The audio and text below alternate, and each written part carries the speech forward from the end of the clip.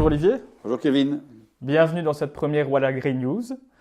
Alors Olivier, depuis quelques jours, pas mal d'agriculteurs se posent des questions quant à la commercialisation de leurs céréales récolte 2018. Donc tu sais que l'USDA a publié un rapport ce vendredi 8 février. Ce rapport est plutôt neutre.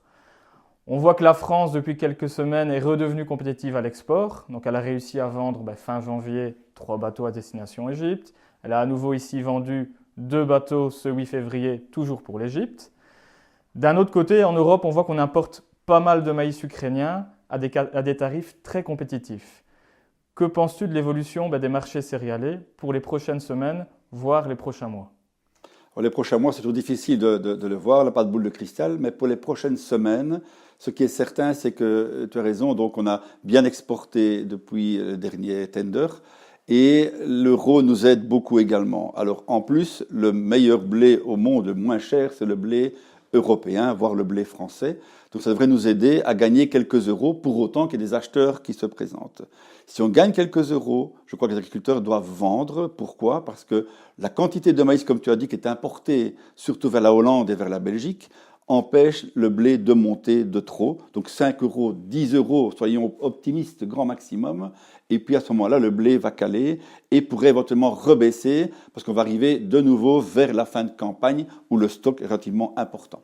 Une autre question fréquemment posée ces derniers temps concerne le marché de l'escourgeon. Donc on a vu un marché du blé qui a pas mal baissé, mais l'escourgeon a encore plus baissé que le blé. Alors est-ce que tu penses que l'écart entre le blé et l'escourgeon pourrait encore s'agrandir?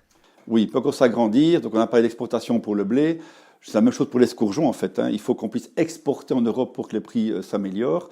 Ici, il y a 2 acheteurs au monde qui sont l'Arabie Saoudite et la Chine. La Chine a déjà exclu l'escourgeon de ses achats parce qu'elle a du maïs, du blé et du sorgho surtout qui est meilleur marché.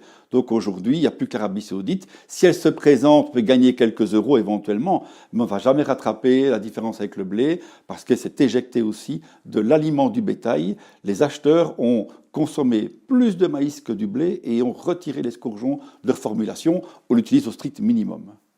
Si on aborde alors maintenant la récolte 2019, donc les premières statistiques sont publiées. On voit que sur la surface, on a semé plus de blé à l'échelle de la planète. Les conditions climatiques en mer Noire ont été très clémentes jusque maintenant.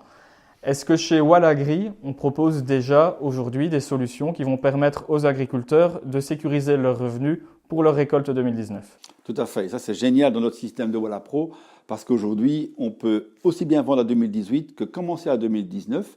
Alors, on voit que les prix sont encore relativement corrects, mais si on a un petit peu de hausse dans les céréales dans les semaines à venir, jours à venir, semaines à venir, je crois que là, les agriculteurs doivent au moins vendre 20% de leur récolte. Comme tu disais, tu annonces qu'il y a plus de céréales semées, de concurrence, c'est la Russie. Ils annoncent un rendement record pour 2019.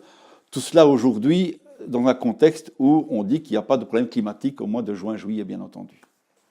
Alors, une chose supplémentaire que je tiens à préciser, il faut quand même se rendre compte que les offres proposées aujourd'hui pour la récolte 2019 sont déjà supérieures à la moyenne des cotations qui avaient été proposées après la moisson pour les 6 dernières récoltes. Donc, si j'ai un conseil à vous donner, c'est d'aller consulter régulièrement Wallapro afin de suivre les infos de marché, les offres proposées pour vos céréales qui sont toujours en stock pour la récolte 2018, mais aussi déjà les offres proposées pour la récolte 2019. Donc surfez sur wallapro.walagri.be et demandez vos codes d'accès si ça n'est pas encore fait. Merci Olivier. Merci Kevin. Et à la prochaine. À bientôt.